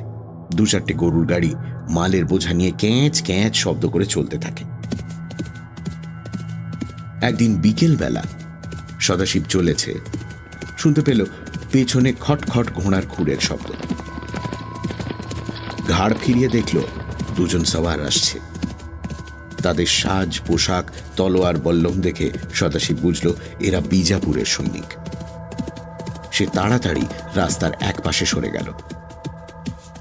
বিজাপুরি সওয়ারদের তেজি ঘোড়া কিছুক্ষণের মধ্যেই সদাশিবের পাশাপাশি হল। সদাশিবের ঘোড়া দেখে বিজাপুরি ঘোড়া দুটো অবজ্ঞা ভরে নাক ঝাড়া দিল। সওয়ার দুজন সিন্ধু গোটকের পানে তাকাতে তাকাতে চলল। তারা নিজের ঘোড়ার বেগ কমিয়ে সিন্ধু গোটকের সঙ্গে সঙ্গে যেতে লাগল। সদাশিব লক্ষ্য করল সওয়ার দুজন সামান্য সেপাই শ্রেণীর লোক নয়, তাদের দরজা আরো উঁচু, বোধ হয় হাওয়ালদার কি জুমলাদার। তাদের মধ্যে একজন হঠাৎ হেসে উঠে বলল, সোহান মিয়া, এমন জ্বালার মতো পেটওয়ালা ঘোড়া কখনো দেখেছ? সুভান মিয়া হাসতে হাসতে মাথা নাড়ল। তারপর তার চোখ ঘোড়া ছেড়ে আরোহীর দিকে গেল। সে দেখল একটা ছোট ছেলে, এখনো গোঁপ ওঠেনি। সে বলল, কি রে ছোড়া, তোর ঘোড়া কি খায়? সদাশিব বলল, ঘাস খায়। দুজনে হো হো করে হেসে উঠল, যেন ভারী হাসির কথা। অন্য মিয়া জিজ্ঞাসা করল, শুধু ঘাস খায়, দানা খায় না? না। সুভান মিয়া বলল, তবে বোধহয় হাওয়া খায়। হাওয়া খেয়ে খেয়ে পেট ফুলে গেছে, উঠতে পারে? সদাশিব মাথা নেড়ে বলল, তবে পক্ষীরাজ নয়। পক্ষীরাজ হলে উঠতো। কি বলো হায়দার মিয়া? এইভাবে হাসি মস্করা করতে করতে দুই মিয়া সদাশিবের সঙ্গে সঙ্গে চলল। কিছু দূর চলবার পর হায়দার মিয়া সদাশিবকে জিজ্ঞেস করল, তোর নাম কি রে? কোথায় যাবি? আমার নাম সদাশিব, আমি জিঞ্জি যাব। ও, তুইও জিঞ্জি যাবি? ওই জিঞ্জিতে তোর কি দরকার রে? আমার মামার সঙ্গে দেখা করা দরকার। দুজনেই বেশ আশ্চর্য হয়েছে মনে হলো। হায়দার মিয়া সন্দেহ ভরা চোখে তার দিকে তাকালো। তোর বাড়ি কোথায়? কোথা থেকে আসছিস? পুনা থেকে। পুনা থেকে? হায়দার মিয়া এবং সুভান মিয়া একবার মুখ চাওয়াচাওয়ি করল। তারপর হায়দার মিয়া কড়া সুরে বলল, তুই জিঞ্জিতে কার কাছে কি জন্যে যাচ্ছিস সব কথা খুলে বল, নইলে কেটে ফেলবো। সদাশিব কাঁদো কাঁদো হয়ে বলল, আমি তো বলতেই যাচ্ছিলাম। সত্যি কথা বলবি? সদাশিব তখন শিবাজির শেখানো গল্প বলল। আমার মামা বলবন্তরাও নায়েক বিজাপুরের মনসবদার শাহজির সৈন্যদলের এক হাবিলদার। পুনায় মামার ঘর বাড়ি জমিজিরাত আছে, মালদার লোক। মামা পুনায় থাকে না, শাহজির ফৌজের সঙ্গে বিজাপুরে থাকে, আর মামি ছেলেপুলে নিয়ে পুনায় থাকে। আমিও মামার বাড়িতে থাকি। 1 মাস আগে শিবাজির দলের ডাকাতরা মামার ঘর বাড়ি সব লুটে নিয়ে গেছে। তাই আমি মামাকে খবর দিতে বেরিয়েছিলাম। বিজাপুরে গিয়ে শুনলাম মামা শাহজির সঙ্গে জিঞ্জি গিয়েছে, তাই আমিও জিঞ্জি যাচ্ছি। দুই মিয়া আবার মুখ তাকাতাকি করল। সুভান মিয়া বলল, শাহাজি ভোঁসলে শিবাজির বাপ, তুই জানিস? জানি, বাপ বেটায় মুখ দেখা দেখি নেই। দুই মিয়া কিছুক্ষণ খাটো গলায় নিজেদের মধ্যে কথা বলল। তারপর সুভান মিয়া সদাশিবকে বলল, আমরাও জিঞ্জি যাচ্ছি, তুই আমাদের সঙ্গে আয়। সদাশিব উল্লসিত হয়ে বলল, তোমরাও জিঞ্জি যাচ্ছ? তবে তো ভালোই হলো। একলা যেতে বড় ভয় করে জানো। তোমরা বুঝি বিজাপুরের ফৌজদার? হ্যাঁ, আয় আমাদের পিছন পিছন। আচ্ছা, কদিন আর লাগবে জিঞ্জি পৌঁছতে? কাল সন্ধে নাগাদ পৌঁছানো যাবে। দুজনে ঘোড়া ছুটিয়ে দিল। সদাশিব ওদের পেছনে চলল, কিন্তু সদাশিবের প্রাণে শান্তি নেই। এ আবার এক নতুন ফ্যাসাদ। ওরা যদি মিথ্যে কথা ধরে ফেলে তবে সর্বনাশ। ওরা নিশ্চয়ই বিজাপুরের দরবারের দূত, জিঞ্জিতে যাচ্ছে শাহজিকে বন্দি করতে। এখন উপায়, যেমন করে হোক ওদের আগে শাহজিকে সাবধান করে দিতে হবে। সন্ধ্যা হতে আর দেরি নেই এমন সময় সদাশিব এক গ্রামে এসে উপস্থিত হল। মিয়ারা আগেই এসেছে। গ্রামের বেশিরভাগ লোক মুসলমান, 2-4 ঘর হিন্দু আছে। সদাশিব দেখল মিয়াদের ঘোড়া দুটিকে দুজন ষণ্ডা লোক ডলাই মলাই করছে। মিয়া দুজন খোলা জায়গায় খাটিয়া পেতে বসেছে, ফর্সিতে তামাক খাচ্ছে।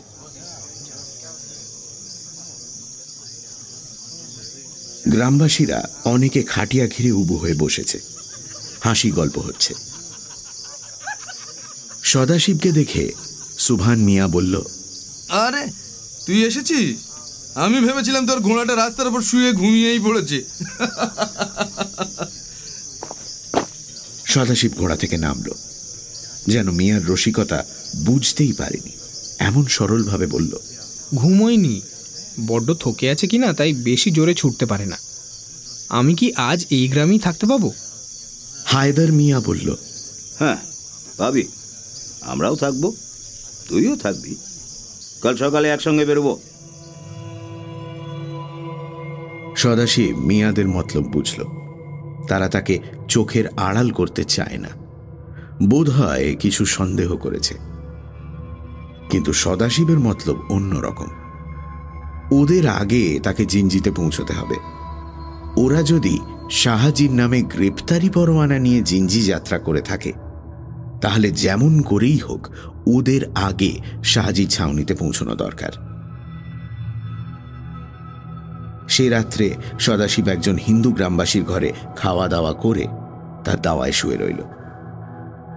অনেক রাত্রি পর্যন্ত সে ঘুমের ঘোরে শুনতে পেল মিয়ারা খানা পিনা হই হুল্লোড় করছে। শেষ রাত্রে সদাশিবের ঘুম ভাঙল। কৃষ্ণপক্ষের আধখানা চাঁদ আকাশের মাঝখানে, জ্যোৎস্নায় চারিদিক ঝিমঝিম করছে। গ্রাম নিশুতি। সদাশিব আস্তে আস্তে গ্রাম থেকে বেরিয়ে এসে দেখল সিন্ধু ঘটক রাস্তার এক পাশে বসে আছে। সদাশিবকে দেখে সে উঠে দাঁড়াল। সদাশিব সিন্ধু ঘটকের মুখে লাগাম লাগালো, পিঠে কম্বল বাঁধল। তারপর যত দূর সম্ভব নিঃশব্দে তার পিঠে চড়ে বেরিয়ে পড়ল। গ্রাম থেকে কিছু দূরে গিয়ে সজোরে ঘোড়া ছুটিয়ে দিল।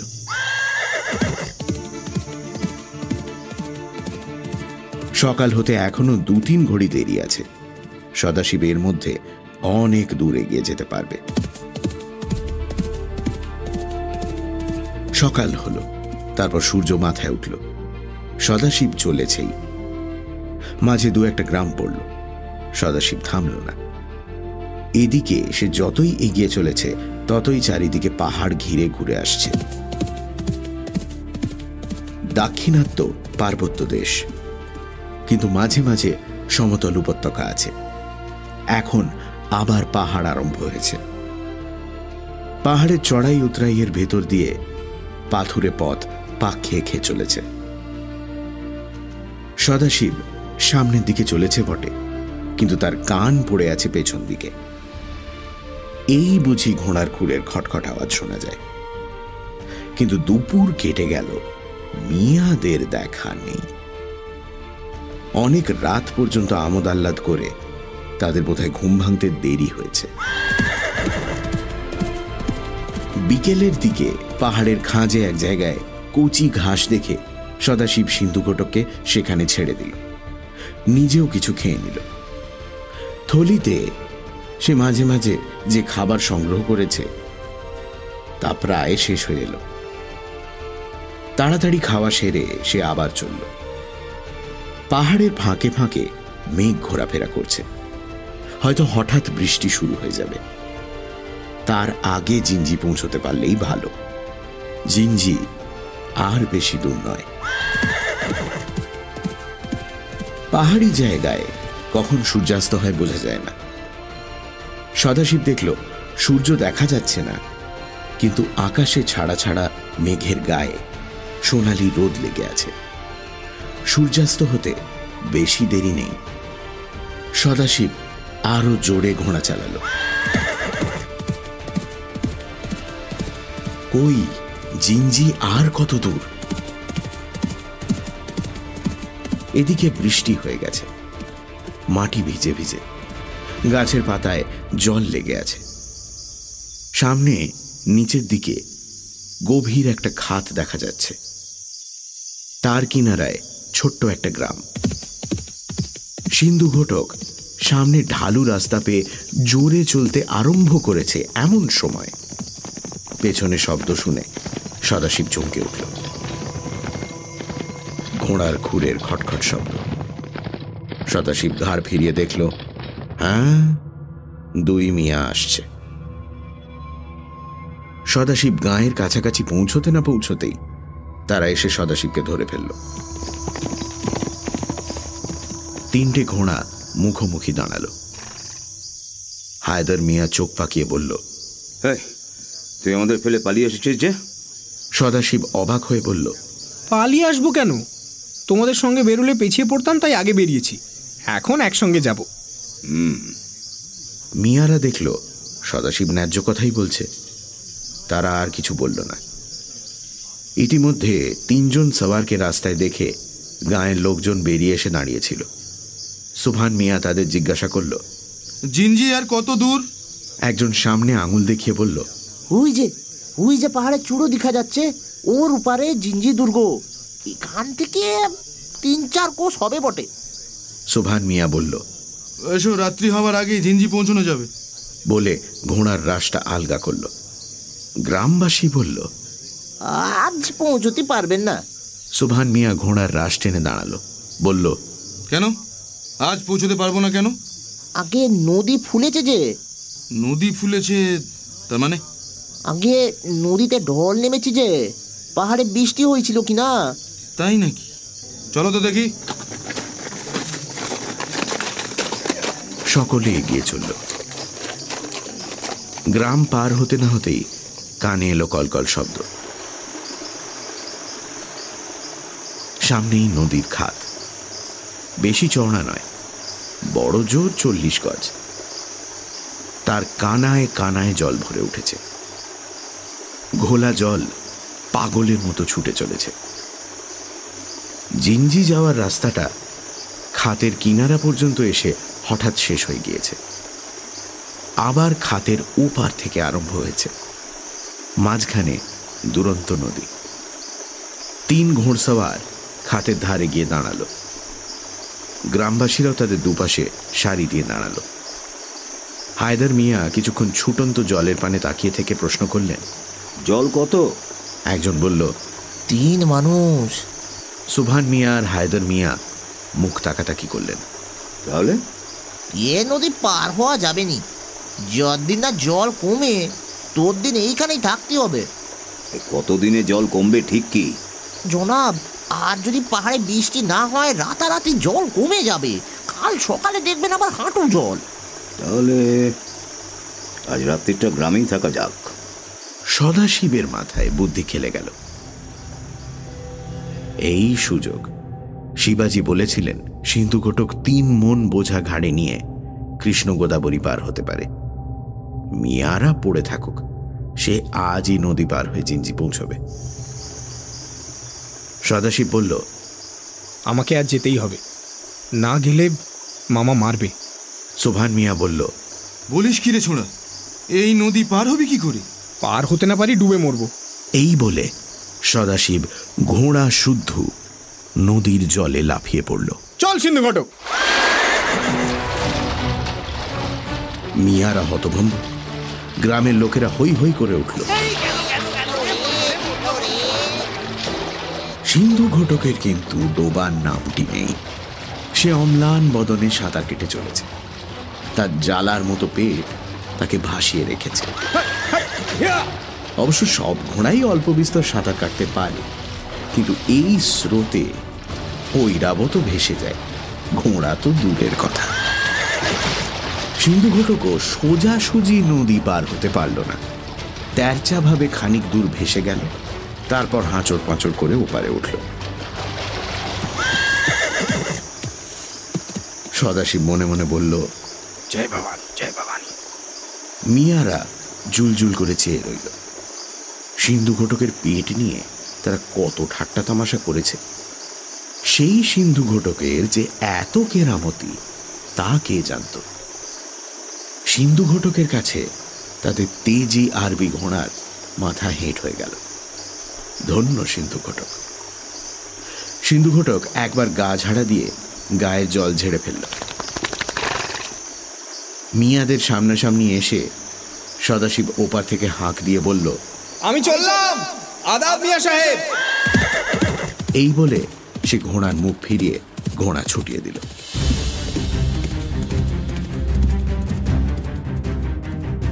পাহাড়ের মাথার উপর মুকুটের মতো জিঞ্জি দুর্গ। দুর্গ তো নয়, যেন মেঘের বুকে অমরাবতী। তাকে ঘিরে আছে স্তরে স্তরে 7টি প্রাকার। সবচেয়ে নিচে যে প্রাকার তার বেড় 2 ক্রোশ, তার ভেতরে আবার প্রাকার, তার ভেতর আবার, এমনি 7টি প্রাকার ডিঙিয়ে তবে দুর্গের মণিকোঠায় পৌঁছানো যায়।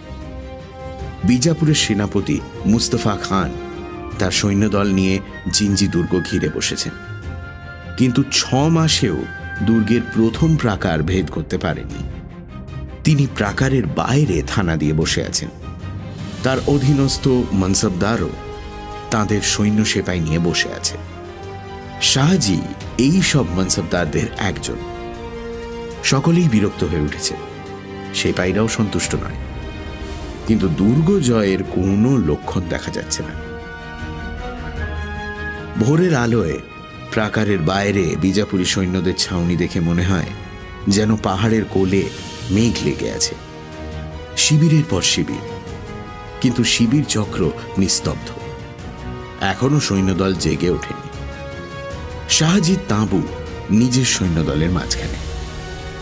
তিনি সেদিন সকালে নিজের তাঁবুতে শুয়ে ঘুমোচ্ছিলেন। শাহজি একদিকে যেমন খুব বীর ছিলেন, অন্যদিকে তেমনি শৌখিন বিলাসীও ছিলেন। নাচ গানের প্রতি তার ভারী অনুরাগ ছিল। কাল অনেক রাত পর্যন্ত নাচ গান আমোদ প্রমোদে কাটিয়ে তিনি ঘুমিয়েছেন। ভোর হতে না হতেই তাঁবুর বাইরে কথা কাটাকাটির আওয়াজ শুনে তার ঘুম ভেঙে গেল। বিরক্তভাবে বিছানায় উঠে বসে তিনি শুনতে পেলেন তাঁবুর দ্বার রক্ষী কাকে যেন বলছে, তুই খেলে সব সকালে মনসবদারে দেখা চাস? এখন দেখা হবে না, মনসবদার ঘুমোচ্ছে, যা 2 ঘড়ি পরে আসিস। একটি তরুণ মারাঠি কণ্ঠ মিনতি করে বলছে, বড় জরুরি কাজ, দেরি করলে সর্বনাশ হয়ে যাবে। মনসবদারের ছেলে শিবাজি ভোসলে আমাকে পাঠিয়েছেন। দ্বাররক্ষী বলছে, শিবাজির কাছ থেকে আসছিস, তার নিশান আছে? আছে, কিন্তু সে তুমি চিনতে পারবে না। তুমি একবারটি মনসবদারের কাছে এত্তেলা দাও। এই সময় শাহজি ভেতর থেকে হাঁক দিলেন, ওরে কে এসেছে, তাকে আমার কাছে নিয়ে আয়। তখন দ্বাররক্ষী সদাশিবকে শিবিরের মধ্যে নিয়ে এলো। শিবিরের দেয়াল মখমল দিয়ে মোড়া, ছাদ কিং খাবেন, মেঝে পুরু পার্সি গালিচা। শাহজি খাটের ওপর মখমলের চাদর ঢাকা বিছানায় বসে আছেন। চোখ দুটি লাল, মুখে বিরক্তির ভাব। অসময়ে কে তার ঘুম ভাঙাল। সদাশিবকে দেখে তিনি কিছুক্ষণ ভুরু কুঁচকে চেয়ে রইলেন, তারপর বললেন, কে তুই, কোথা থেকে এসছিস?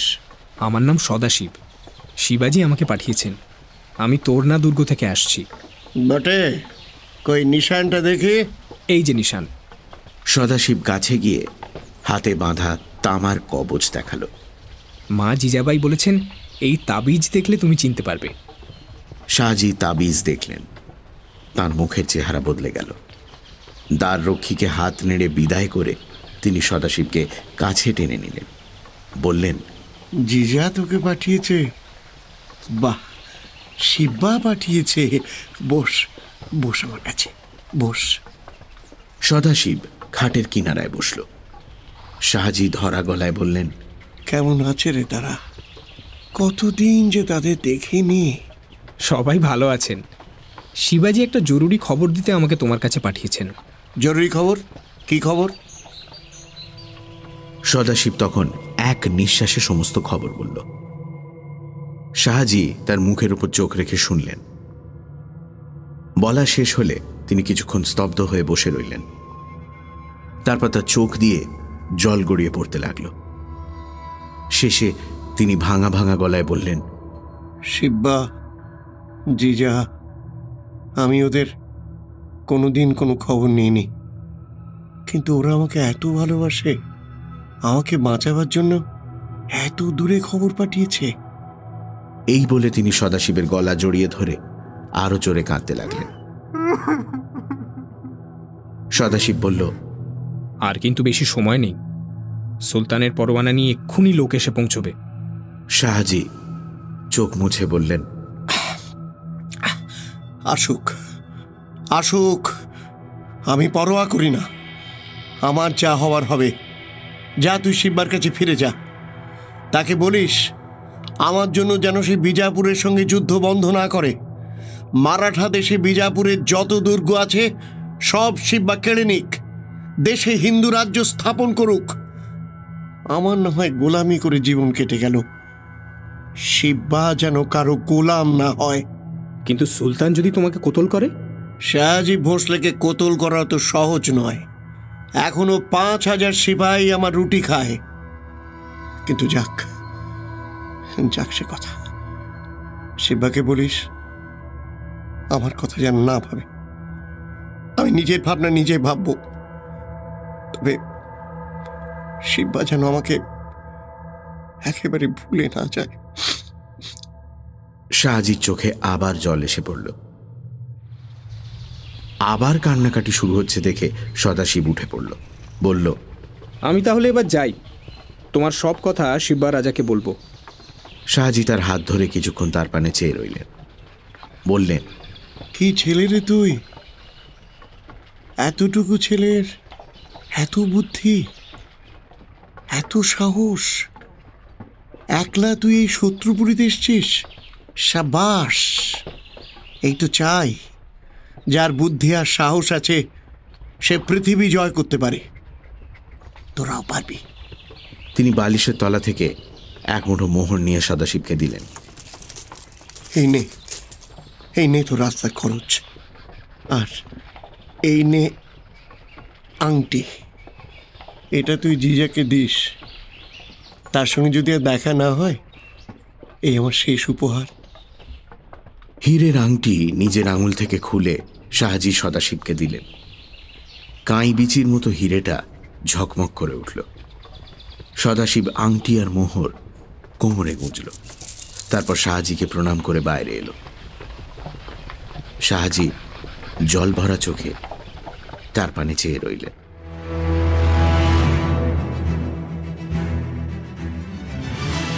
সদাশিব ফিরে চলেছে। তার বুকে কার্যসিদ্ধির আনন্দ, ট্যাগে মোহর আর আংটি।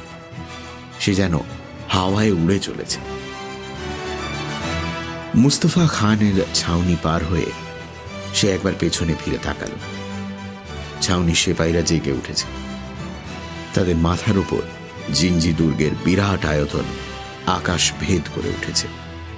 সকালবেলার কাঁচা রোদে ঝলমল করছে। জিঞ্জি দুর্গ পেছনে রেখে সদাশিব এগিয়ে চলল। ঘরের দিকে তার মন টানছে, শিবাজির দিকে মন টানছে।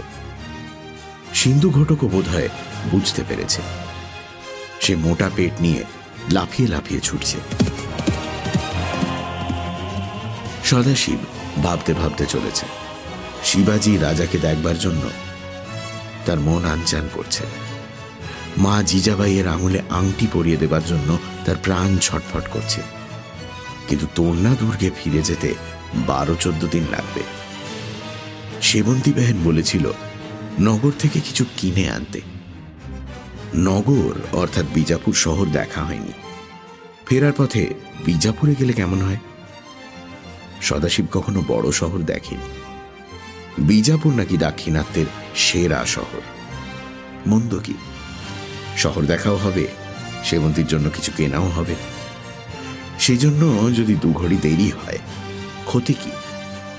আসল কাজ তো হয়ে গেছে। সেবন্তীর জন্য কি কিনবে সে? খুব দামি জিনিস কিনবে। রাঙা টকটকে চুনরি শাড়ি, রূপোর বালা, রূপোর হাঁসুলি। সদাশিবের তো আর পয়সার অভাব নেই। ট্যাঁকে করকরে মোহর। সেবন্তীকে মনে পড়লে কুঙ্কুর কথাও মনে পড়ে। কুঙ্কু গ্রামে আছে, সে জানেও না সদাশিব কোথায়।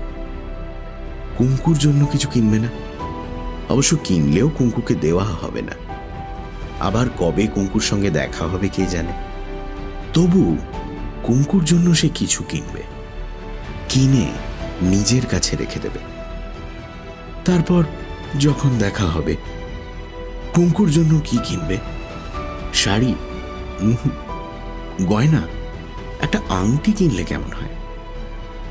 সোনার আংটি। শাহজি জিজাবাইকে যেমন আংটি দিয়েছেন, সেও তেমনি কুঙ্কুকে একটি আংটি দেবে।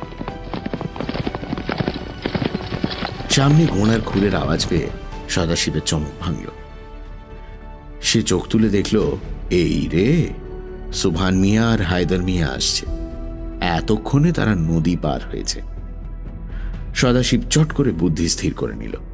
সামনাসামনি হতেই মিয়ারা রাশ টেনে ঘোড়া থামালো। হায়দার মিয়া কটমট করে তার দিকে তাকিয়ে বলল, কিরে, তুই এখনই ফিরে যাচ্ছিস যে? সদাশিব কাঁদো কাঁদো গলায় বলল, আমার মামা মরে গেছে, লড়াই করতে করতে মরে গেছে, তাই তাড়াতাড়ি মামিকে খবর দিতে যাচ্ছি। আচ্ছা, নদীর জল কি কমে গেছে? হ্যাঁ। আচ্ছা আচ্ছা, তাহলে আদাব। সদাশিব ঘোড়া চালিয়ে দিল।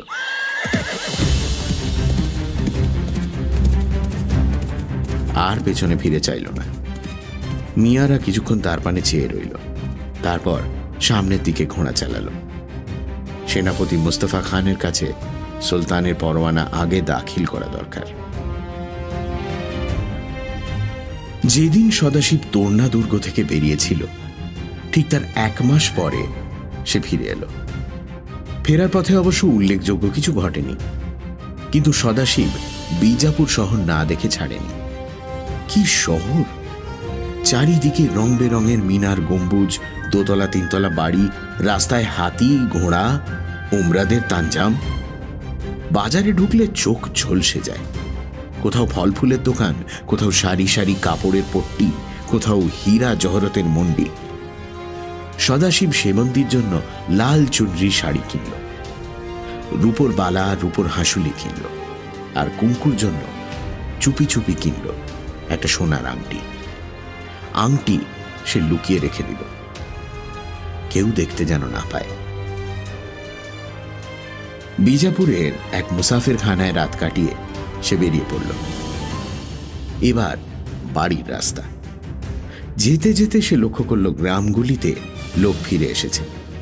বিজাপুরি সৈন্য যে এ পথ দিয়ে ফিরবে না, তা সকলে জানতে পেরেছে। একদিন বিকেলবেলা সদাশিব এদিক ওদিক তাকাতে তাকাতে রাস্তা দিয়ে চলছে, শুনতে পেল পাশের দিক থেকে মিহি মেয়েলি গলায় কে তাকে ডাকছে। সদাশিব ভাই। সেবন্তী। সেবন্তী রাস্তার ধারের গাছের আড়ালে দাঁড়িয়ে রোজ তার প্রতীক্ষা করে। আজ তাকে দেখেই চিৎকার করে ডাকল, সদাশিব ভাই, তুমি এত দেরি করলে? আমি ভাবলাম তুমি বুঝি আর এলে না। তোমার সঙ্গে দেখা না করেই ফিরে যাব, তা কি হয় সেবন্তী বেহেন? যেতে যেতে ভাবছিলাম এখানেই কোথাও তোমার গ্রামটা আছে, কিন্তু ঠিক ঠাহর করতে পারছিলাম না। ভাগ্যিস তুমি ডাকলে। গ্রামের লোক গ্রামে ফিরে এসেছিল। সেবন্তী সদাশিবকে নিয়ে গ্রামে গেল। সকলে তার আদর যত্ন করল। চুনরি শাড়ি আর গয়না পেয়ে সেবন্তী আহ্লাদে আটখানা হয়ে গেল। রাত্রে সদাশিব গ্রামেই রইল। পরদিন ভোরে সকলের কাছে বিদায় নিয়ে সিন্ধুঘটকের পিঠে চড়ে বেরিয়ে পড়ল। এবার সিধা তোরনা দুর্গ, শিবাজি রাজা, মা জিজাবাই।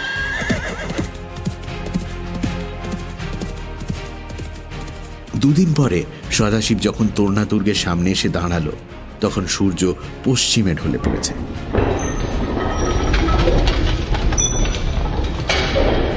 তোরণ খুলে শিবাজি বেরিয়ে এলেন, তার পেছনে দুর্গের সমস্ত লোক। সদাশিব লাফিয়ে ঘোড়ার পিঠ থেকে নামল। শিবাজি তার কাঁধে হাত রেখে বললেন, তো কাম ফতে? সদাশিব বলল, ফতে।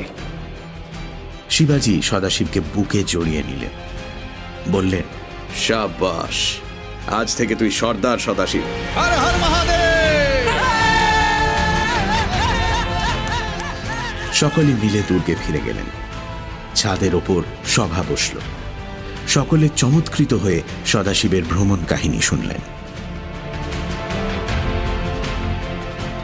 শাহজি ছেলেকে হিন্দু রাজ্য স্থাপনের আদেশ দিয়েছেন শুনে সবাই হর্ষধ্বনি করে উঠলেন।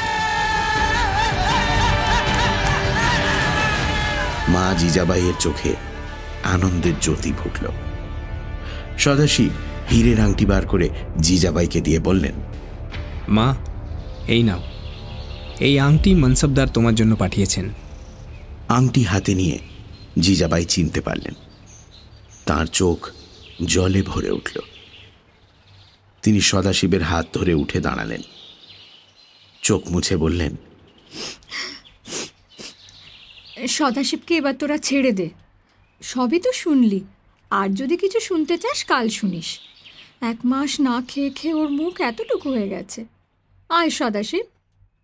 জিজাবাই সদাশিবের হাত ধরে ছাদ থেকে নিচে নেমে গেলেন।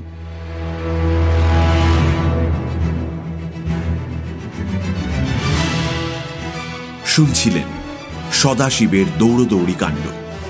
রচনা শরদিন্দু বন্দ্যোপাধ্যায়।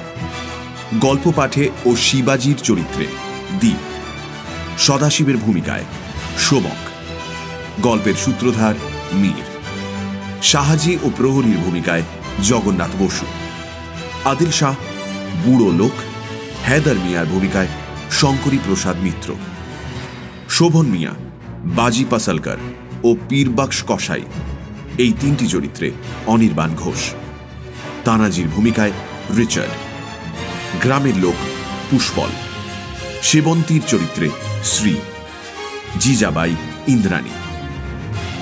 শব্দগ্রহণ, আবহ সঙ্গীত এবং স্পেশাল এফেক্টসে রিচার্ড, বিশেষ সহযোগিতায় লাবণ্য, পর্ব পরিচালনায় রাইট ব্রাদার্সের অনির্বাণ অভিষেক, সমগ্র পরিকল্পনা ও পরিচালনায় ইন্দ্রাণী।